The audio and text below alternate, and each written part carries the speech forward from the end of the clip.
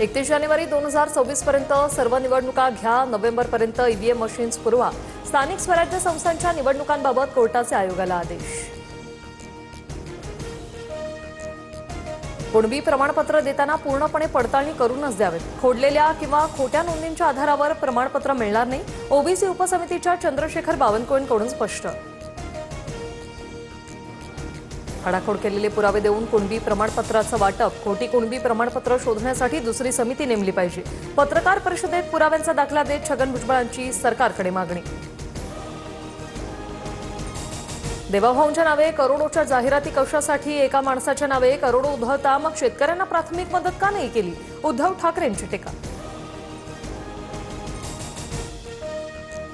राज्य सरकार निकष पाळून कर्ज काढतं. जनहितासाठी कर्ज काढण्याचे निकष पाळून आम्ही जनसेवा करणार. आशिष शेलार यांचं विधान.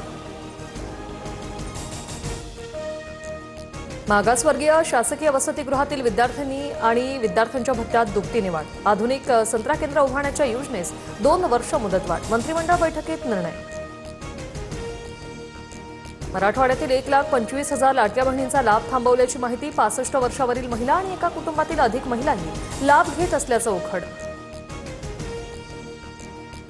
स्थानिक स्वराज्य संस्थांच्या निवडणुकीनंतर लाडक्या बहिणींना तुम्ही कोण असं सरकार म्हणेल. विजय वडेट्टीवार यांची टीका.